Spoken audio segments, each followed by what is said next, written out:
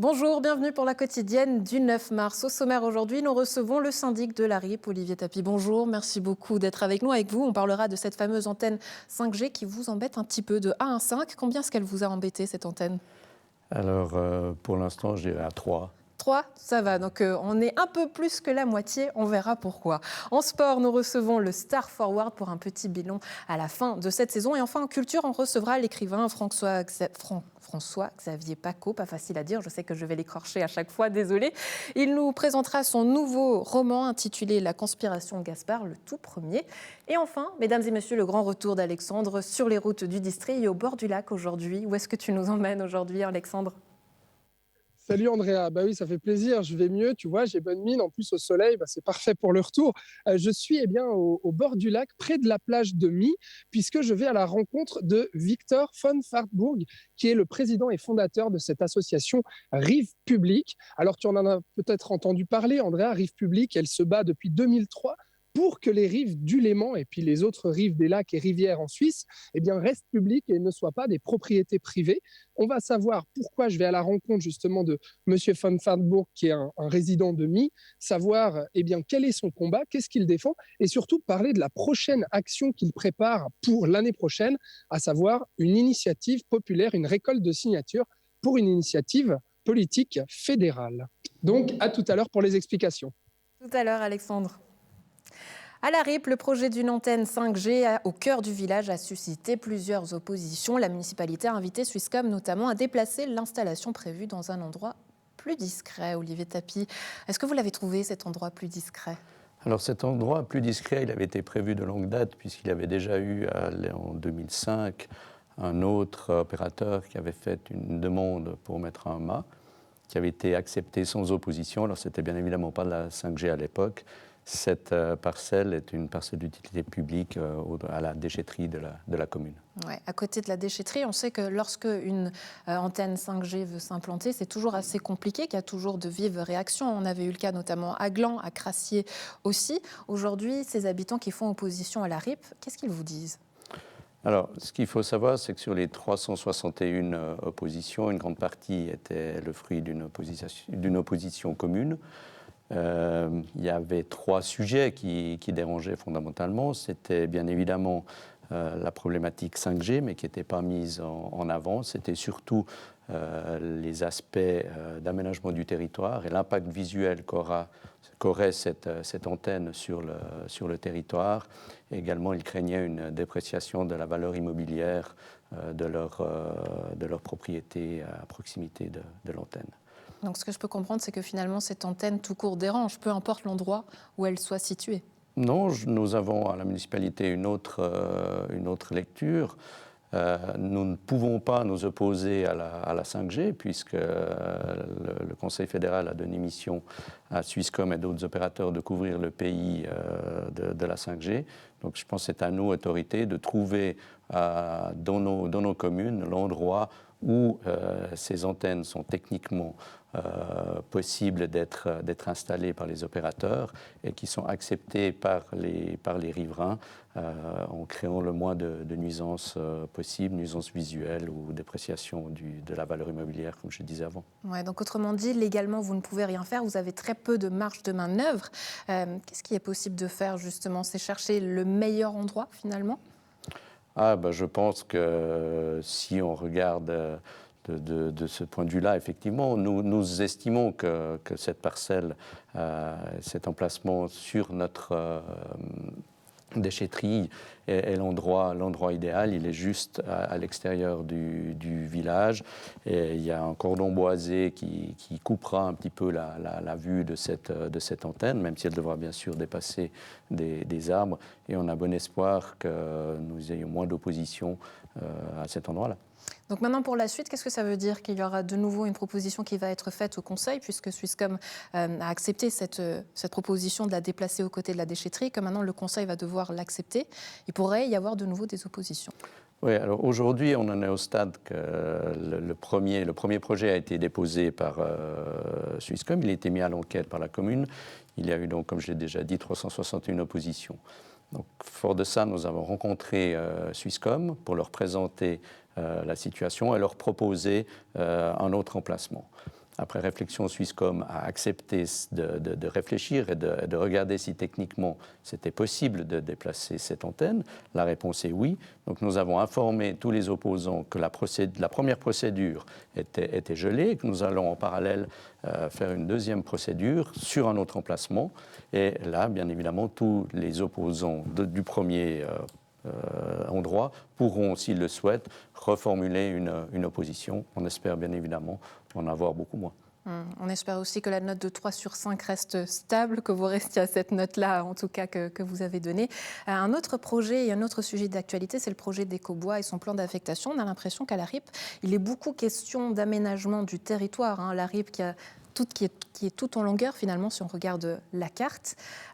Qu'est-ce que ça veut dire qu'aujourd'hui, il est difficile d'aménager, de savoir où est-ce qu'on construit et comment à la RIP ?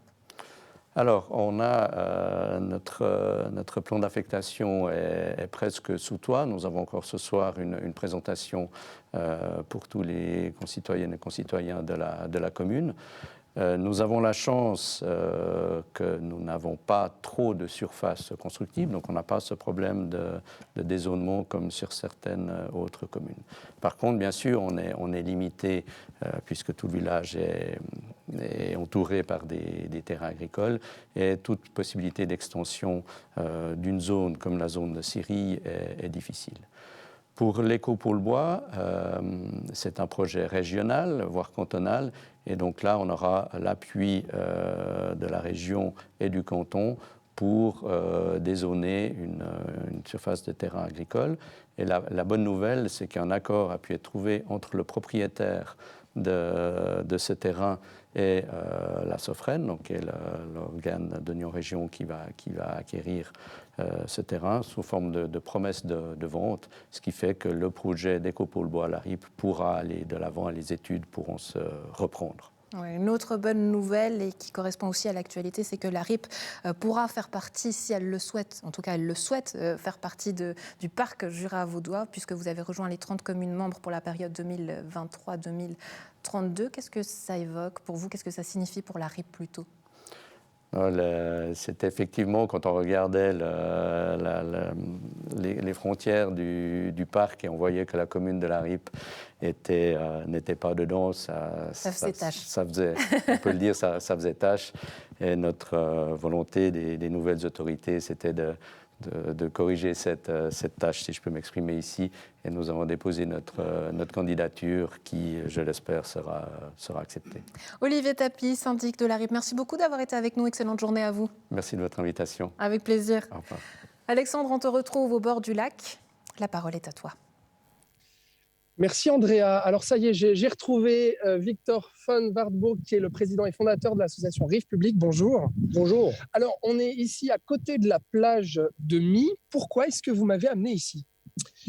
Alors ce lieu me semble propice parce qu'on a eu le 8 septembre l'année passée une conférence de presse avec des parlementaires du canton de Genève et Vaud qui ont lancé avec nous une initiative à Genève pour une loi parce que l'article de la Constitution genevoise était bafoué depuis 10 ans et pour Vaud d'entrer un article dans la Constitution vaudoise pour le libre accès aux rives. Et notamment le libre accès aux rives qu'on voit derrière nous, qui sont privées, c'est ça, avec un portail juste ici qui reste fermé. Alors l'association Rive Publique, elle existe depuis 2003. Quel est son combat? Qu'est-ce que vous défendez?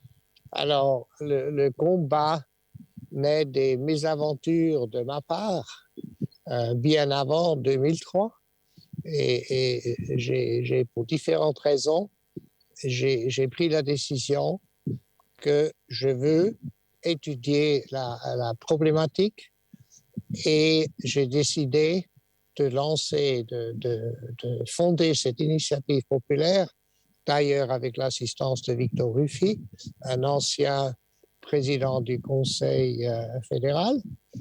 Et le but est très clair, il est très simple. On veut que les bafouages des lois dans toute la Suisse concernant le libre accès aux rives que ça cesse, que les autorités doivent respecter les lois en vigueur sans discussion et qu'ils arrêtent à enlever le droit à une population de bientôt 9 millions de personnes, de disposer de ces rives. Y compris les touristes, oui. Du libre accès aux rives, parce qu'eux, ils voient que des intérêts financiers. Donc, en fait, c'est vrai que vous allez encore plus loin que cette volonté de dire « eh bien, c'est pas normal que les rives soient privées, elles devraient rester publiques ». C'est que ce que vous dites, c'est que les lois existent, mais qu'elles ne sont pas appliquées et pas respectées, c'est ça? Absolument, les lois existent. On peut rester à la base, très simplement. Oui. Le Code civil suisse, c'est l'article loi le plus important dans ce domaine. Il dit, sauf preuve contraire, les eaux publiques ne rentrent pas dans le domaine privé. Mm-hmm. Ça, n'importe qui est allé à l'école, à n'importe quel niveau, il doit savoir ce que ça veut dire. Victor van Wartburg, vous êtes résident à My. Alors, des actions, vous en avez faites avec Rives Publiques depuis l'existence de cette association. On vous a vu notamment couper des cadenas de certains grillages, de certains portails ici autour du Léman. D'ailleurs, il y avait eu une procédure pénale à votre encontre. Vous avez été acquitté. Il y a eu pas mal de choses, pas mal de rebondissements depuis toutes ces années. Moi, j'aimerais savoir, qu'est-ce qui vous anime en fait? Parce que c'est un peu le combat de votre vie, ces Rives Publiques. Pourquoi? Je suis Capricorne. Je ne supporte pas les injustices. Et il y a une quarantaine d'années en arrière, avec ma famille, avec un bateau à moteur, on a souvent accosté sur des grèves, comme ici, des grèves naturelles, qui font partie du lac, qui sont librement accessibles au public, selon la loi. Eh bien, j'ai été chassé. Une fois, on m'a dit, si vous ne partez pas, je lâche les chiens. De l'autre côté de la France, on est venu avec un fusil de chasse. Si vous ne partez pas, je vous tire dans le réservoir d'essence. Mais c'est-à-dire que vous allez loin quand même. Donc, vous mettez parfois justement votre vie en jeu, comme vous venez de l'expliquer. Mais pourquoi vous allez aussi loin pour ce combat-là? À cause de ces expériences, moi, je trouve, je suis quelqu'un qui adore la nature. D'accord? Je vais souvent en Engadine. Là, les lacs sont librement accessibles. Et je me dis, pourquoi pas le Léman, le lac de Constance et tous les autres lacs, c'est vraiment le domaine public. Et c'est tellement magnifique, les rives, et ils appartiennent à tout le monde. Alors aujourd'hui, est-ce qu'il y a une action de rives publiques qui a permis de libérer un chemin, justement, de libérer une voie au bord du lac Léman? Est-ce qu'il y a eu des répercussions concrètes depuis toutes ces années? Alors, nous avons gagné dans toute la Suisse. Nous avons gagné vraiment plusieurs référendums, etc. Par exemple, le nouveau musée des Beaux-Arts à Lausanne. D'accord? J'avais fait un recours au tribunal cantonal. On était de nouveau rejeté parce qu'on n'était pas voisin direct du sujet. OK? Fameuse excuse incroyable, totalement contre les principes d'un pays. Il y a eu des rives rendues publiques? C'est-à-dire, le musée n'a pas pu être construit. La votation de la population vaudoise a voté contre ce projet. Donc, je trouve que c'était une magnifique victoire. Alors, pour terminer, parlons de l'avenir, parce que si je suis avec vous aujourd'hui, c'est qu'il y a quelques jours, vous avez envoyé un communiqué de presse à la presse romande pour annoncer que vous alliez aller encore plus loin dans votre combat, à savoir une initiative populaire pour activer le levier fédéral et une récolte de signatures à partir de l'année prochaine. Racontez-nous. Alors, il y a eu plusieurs initiatives. À Zurich, après plus que 10 ans d'une initiative, encore rien s'est passé. À Neuchâtel, je pense que c'est 63 ans après l'établissement donc de la loi, non, 73 ans, pardon, encore rien n'est fait. L'année passée, le Grand Conseil a quand même voté enfin avec 84% de oui que dans 5 ans, la loi doit être exécutée. Donc, Donc pas... vous vous êtes dit, il faut que ça vienne du peuple, en fait, c'est ça. Donc il faut récolter des signatures.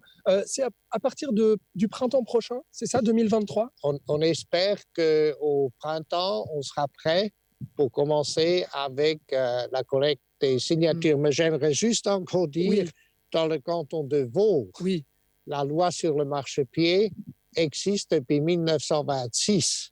Donc, 96 ans après, c'est toujours pas fait. Donc, pour répondre à votre question précisément, oui, il faut une initiative populaire fédérale parce qu'il faut faire certaines choses pour qu'on n'aura plus à attendre encore 96 ans dans le canton de Vaud. Et ça, c'est simplement, il faut des sanctions importantes de la part envers les autorités qui ne respectent pas les lois, parce que c'est un comportement un peu dictatorial, c'est-à-dire comment un conseil d'État peut décider ce portail ici à Tannay, malgré que le tribunal pénal cantonal a donné raison à Rive Publique, ce portail est toujours fermé. Toujours fermé. Et je terminerai là-dessus, Victor van Wartburg. Vous avez aussi annoncé dans ce communiqué de presse que d'autres actions allaient être menées, c'est-à-dire que dans les prochaines semaines, on vous verra couper des cadenas à nouveau ou pas ? On est en train de discuter. L'envie ne manque pas parce qu'ici, on avait fait opposition. Ça a été rejeté par la conseillère d'État, d'accord, par un courrier que j'ai reçu le jour de Noël, ce qui était très sympa, je trouvais. Et oui, parce que comme on a fait opposition, comme c'est rejeté, on a fait notre travail. Donc, strictement parlé, on pourrait casser cette porte et faire une action qu'on longe toutes les 15 servitudes ici de long. Eh bien, on est absolument certain que le tribunal sera obligé de nous donner raison. Eh ben, je vous remercie beaucoup pour toutes vos explications et je vous souhaite une excellente journée et à bientôt alors. À vous aussi, merci beaucoup. Merci. Voilà Andrea, donc tu l'auras compris, un combat d'une vie pour Victor van Wartburg, pour ses rives publiques. Ouais, peut-être que ça t'inspire justement Alexandre, prends-en de la graine et à demain. Fin de saison pour les hockeyeurs du Star Forward. Après avoir disputé les quarts de finale en play-off, la course s'arrête là pour les Bulldogs qui terminent en 8e de position. Nous recevons aujourd'hui le président du mouvement junior, Malik Bentourki. Bonjour. Bonjour. Merci beaucoup d'être avec nous. Avec nous également Jonathan Lucier, vous êtes directeur sportif du Star Forward. Alors quel bilan est-ce que vous faites de cette saison ? Globalement, c'est un bilan positif puisqu'on a réalisé l'objectif de se qualifier pour les play-offs. On est toujours dans ce processus de reconstruction par rapport à ce qu'on a mis en place il y a 3 ans déjà. Et puis, dans la globalité, on a atteint nos objectifs, alors non sans mal. On est passé par plusieurs étapes cette année. Et oui, on est content. Alors, on va revenir d'ici quelques instants sur ces grandes étapes. Mais déjà, le bilan du mouvement junior, qu'est-ce que vous en dites ? Alors, si on prend le haut de la pyramide, donc c'est les U20 qui ont été relégués. Donc, malheureusement, à ce niveau-là, on ne peut pas dire que ce soit une réussite. Ça faisait 8 ans qu'on était au 2e niveau national suisse, ce qui demandait quand même beaucoup pour les jeunes qui étaient en études, en apprentissage, et puis qui jouaient jusqu'à 50 matchs par saison, plus les entraînements. Donc, malheureusement, on a perdu ce niveau. Donc, on passe au 3e niveau suisse. Alors, je pense que c'est un mal pour un bien pour reconstruire la suite. Et puis, pour le reste du mouvement junior, ça s'est bien passé, malgré les quelques débords de la patinoire où on a dû un peu jongler pour trouver des heures de glace. Mais voilà, les enfants ont pu se développer, ont pu patiner, ont pu avoir du plaisir. Et puis c'est ce qu'il faut retenir. Oui, parce qu'évidemment, il y a eu plein d'enjeux. Il y a eu le Covid, le manque de cette patinoire de Morges. Est-ce que forcément ça a eu un impact au fait aujourd'hui sur cette saison ? Est-ce que vous le ressentez tous deux ? Oui, alors c'est logistiquement parlant compliqué déjà d'organiser une saison de A à Z en étant pensionnaire des eaux minérales, puisqu'on bénéficie de la glace à partir du 7 ou 10 septembre. Donc, dans la planification, on doit nous prendre ça en considération et louer de la glace à l'extérieur avant. Donc, en l'occurrence, à Yverdon. Donc, ça, c'est un élément à prendre en considération. Ensuite, on a pu réintégrer nos murs.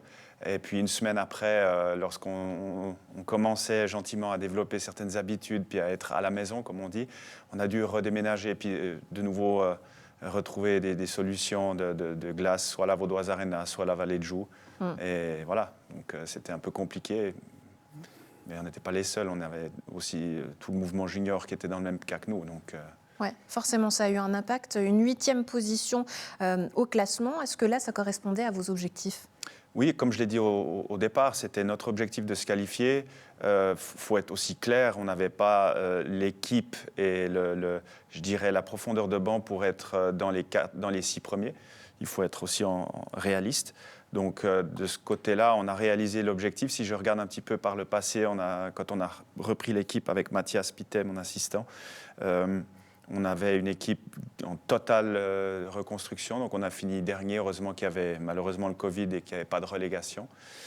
Et l'année d'après, on a grimpé d'une place avec une demi-saison, même pas, toujours à cause du Covid. Et puis là, on atteint gentiment la 8e place. Donc, on est en constante progression. Qu'est-ce qui fait la force de l'équipe aujourd'hui ? C'est gentiment le noyau qu'on a pu construire dès le départ qui est resté, avec des joueurs qu'on a amenés pour amener de la plus-value dans le groupe et surtout l'intégration des juniors avec qui on a pu travailler. On a eu 9 juniors en 3 ans qui ont intégré la première équipe. C'est notre mission aussi, c'est de travailler avec la jeunesse, c'est de travailler avec les joueurs du club et puis de la région. Ouais, Malik, j'imagine que ça sera aussi l'objectif, renforcer encore plus peut-être aussi tout ce mouvement junior, parce qu'on compte sur vous aujourd'hui, c'est ce qu'on nous dit. Oui, justement, comme je disais avant, le fait d'avoir cette relégation, enfin là, ça permet de repartir avec une feuille blanche. Et puis, je pense qu'au lieu d'avoir une équipe forte en U20, je pense que le but, c'est vraiment de nourrir cette première équipe et puis de travailler avec nos jeunes depuis les tout petits, en fin de compte, de 5-6 ans et puis jusqu'à tout en haut. Et puis, vraiment leur donner une culture de la gagne et puis de leur travailler avec eux aussi mentalement, puis qu'ils aient vraiment l'habitude de gagner. Parce que c'est vrai que ça faisait 8 ans qu'on était en U20, mais c'est 8 ans que 3/4 de nos matchs, on les perdait. Donc, c'est vrai que ce n'est pas les meilleures conditions après pour jouer en première équipe et puis d'avoir vraiment cette culture où ils gagnent des matchs et puis ils ont envie de transmettre ça aux autres. Donc, comme je disais avant, un mal pour un bien. Est-ce qu'aujourd'hui, il est facile de recruter des jeunes ? Est-ce que ça coûte cher, par exemple, parce que l'équipement, est-ce que ça, c'est des arguments qu'il faut aujourd'hui peut-être travailler ? Alors, le hockey, ça reste un sport de riche. Je veux dire, l'équipement est très cher, les cotisations aussi sont aussi assez élevées. Après, pour les jeunes, on a plus ça va ou plus c'est cher. Mais pour les jeunes, ce qui est important, c'est qu'ils commencent. Nous, à Morges, dans des kits pour les jeunes qu'on prête. Comme ça, ils peuvent commencer le hockey sans avoir trop de frais. Puis, le but, c'est vraiment qu'ils y goûtent, qu'ils prennent plaisir, puis après, qu'ils se lancent à plein temps dedans. Ouais, Jonathan Lussier, est-ce que vous vous lancez pour une 4e saison ? Oui. sans aucun doute. Oui, ça vous a pris. Je suis déjà à la construction de l'équipe, donc j'arrive gentiment à me projeter pour la saison future. Après, j'ai encore quelques discussions à avoir avec mon président Stéphane Pache et puis aussi mon assistant, de clairement établir, parce que vous m'avez présenté comme directeur sportif. Oui, je l'assume, mais mon rôle principal, c'est coach de la première équipe. Donc, voilà. Alors, on va terminer sur la parole du coach. Sur quels aspects est-ce qu'on travaille pour la prochaine saison ? Déjà de compter sur, je dirais, la colonne vertébrale de l'équipe, d'amener encore cette plus-value et d'intégrer des jeunes, et puis de se donner les moyens d'évoluer, je dirais, un step au-dessus encore. Ouais. Jonathan, Malik, merci beaucoup d'avoir été avec nous et salutations à toute l'équipe du Star Forward. À très bientôt. Merci. On termine l'émission avec un livre, celui-ci, La conspiration Gaspard, du Glandoura François-Xavier Paco. Je vous laisse rejoindre le plateau, on fait le changement en live. Merci beaucoup, messieurs. Joyeux anniversaire. Oui, c'est comme ça. C'est comme ça qu'on vous accueille aujourd'hui sur ce plateau, chou, puisque merci. c'est votre anniversaire. On vous souhaite joyeux. Et puis vous allez nous présenter ce livre, La conspiration Gaspard, votre premier. Elle vous est venue d'où ? Oh là là, j'ai du mal aujourd'hui. Elle vous est venue d'où cette envie d'écrire ? Ah, depuis toujours, en fait. J'ai beaucoup écrit aussi dans le cadre de mon activité professionnelle. À l'époque où j'étais ingénieur agronome, on écrivait des articles scientifiques et aussi des articles de vulgarisation. D'ailleurs, je dirais c'est ces prémices-là qui m'ont amené à vouloir faire un bouquin où on parle de choses scientifiques, mais vulgarisées, et d'essayer de faire découvrir certaines merveilles aux gens, dans le cadre d'un thriller un peu... Voilà, il y a un rap d'enfant, il y a un meurtre, évidemment. Mais finalement, l'héroïne du livre, c'est pas Gaspard, c'est l'eau. Ouais, c'est l'eau, justement, mais pourquoi? Qu'est-ce qui... Alors, on sent là peut-être aussi, voilà, comme vous l'avez dit, votre expérience, votre métier. Toutes les expériences scientifiques ont été vérifiées, je crois. Ouais. Ouais. À une exception près, la dernière, parce que j'avais quand même le droit d'inventer quelque chose. On doit bien ça aux écrivains et aux auteurs, si on n'a pas cette liberté-là. Ça s'appelle la fiction. Ça s'appelle la fiction, ouais, très bien. Mais pourquoi, justement, vous basez sur l'eau pour raconter votre histoire? Parce que, en fait, il m'est arrivé la même histoire qu'à Gaspard, c'est que tout d'un coup, j'ai vu un film sur l'eau et j'ai été scotché, quoi. J'ai trouvé ça sidérant. On m'expliquait dans ce film que l'eau avait que des anomalies. D'ailleurs, si elle se comportait normalement, vous et moi, on serait en phase gazeuse, là. Hein. Ah ouais, ça nous arrange pas, ça. Ça ne nous arrangerait pas vraiment, quoi. Donc, voilà, si elle se comportait normalement, les lacs gèleraient jusqu'au fond et ça tuerait tous les hivers tout le monde. Donc ça m'a interpellé. On a recensé à ce jour 46 anomalies, mais je préfère dire particularités que d'anomalies, parce qu'elle est tellement extraordinaire, cette eau, qu'elle n'a aucune raison d'avoir des anomalies. Elle a des particularités, comme mon Gaspard, d'ailleurs. Ouais. Et c'est un peu ça l'idée, c'est que Gaspard, c'est pas un mec complètement dans la norme. Hein.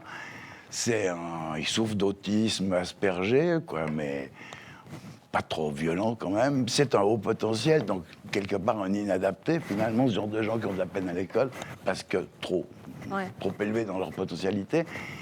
Et alors l'idée, c'était de se dire, mais cette eau qui est si particulière, il fallait un mec particulier, finalement, pour en découvrir les mystères. Voilà, c'était ça l'idée de départ. On va découvrir aussi peut-être les mystères de notre région, puisqu'on passe par plein d'endroits qu'on connaît bien, Changin, Nyon, Genève aussi. C'était raconter aussi l'histoire de Gaspard à travers notre région. Pourquoi ? Parce que c'est la région que je connais. Il y a un petit voyage en Chine à un moment donné, mais là, j'ai dû prendre le Google Earth, etc., visiter les villes chinoises. Tandis que là, je parlais de choses que je connais. Et on parle bien que de ce qu'on connaît. Vous savez, et ce petit voyage en Chine, est-ce qu'il est dû à ce fameux coronavirus qui est également dans votre livre ? Mais le coronavirus, c'est lui qui s'est invité. Il n'est pas dans le synopsis de départ. Dans le synopsis de départ, on avait affaire à la grippe saisonnière. Ouais. Seulement, voilà, boum, badaboum, ce Covid est arrivé. J'ai écarté la grippe saisonnière pour la remplacer par le Covid. Mais c'est un concours de circonstances, quoi. Ouais. Pour la suite, est-ce que justement on retrouvera ces personnages, peut-être dans un autre ouvrage ? Alors, c'est prévu. D'ailleurs, il est en phase d'écriture. On va rester avec l'eau, parce que c'est une trilogie qui s'appelle La Messagère. Donc, La Messagère est en l'eau. Sur le deuxième, je vous dévoile juste ça comme ça, c'est un thriller qui va se passer plutôt en forêt, puisqu'on connaît la capacité des arbres à communiquer. Ouais. Et mon Gaspard s'attaque à décrypter le langage des arbres, ce qui sera très utile dans le cadre d'une enquête policière. Ouais, on sait que chaque écrivain, c'est un don de soi quand on écrit. Je ne sais pas si vous l'avez ressenti, on parle toujours un peu de soi. Qu'est-ce que ça dit de vous ? Mais je crois que c'est assez le reflet de ce à quoi j'adhère. Typiquement, il y a des phrases de Gaspard qui me correspondent assez bien. Par exemple, quand il dit « Oui, nous, les autistes Asperger, on a parfaitement notre place dans ce monde. Au contraire, on enrichit la biodiversité de Homo sapiens. » Et oui, moi, je suis convaincu que quelle que soit la personne, quelle que soit sa situation, elle a une place dans ce monde. Ma compagne me disait, mais finalement, on est tous une note d'une grande symphonie, et s'il manque une note, ça ne va pas le faire. Alors, il y a de temps en temps des accords dissonants, mais ces accords dissonants, ils servent aussi à la beauté de l'œuvre. C'est un peu dans cette direction-là que j'avais envie de faire passer le message. Oui, un message qui fait du bien aussi par les temps qui courent. On a tous besoin les uns des autres. François Xavier, merci beaucoup d'avoir été avec nous. Je sais qu'actuellement, on peut le trouver un peu partout, dans toutes les librairies. Oui, disons, dans un certain nombre de librairies. Venez sur mon site internet, vous saurez lesquelles. Et puis sinon, évidemment, sur Amazon, comme tout le monde, quoi. Voilà, François Xavier, merci beaucoup d'avoir été avec nous. Excellente journée à vous, à bientôt. Et c'est sympa de ne pas avoir fourché sur le François Xavier. Pour le dernier, ça c'est cadeau. Pour le dernier, c'est cadeau. C'est pour moi, c'est ça. Merci, belle journée. À vous aussi. À la maison, un plaisir d'avoir été en votre compagnie. Bonne suite de programme sur Nyon Région Télévision.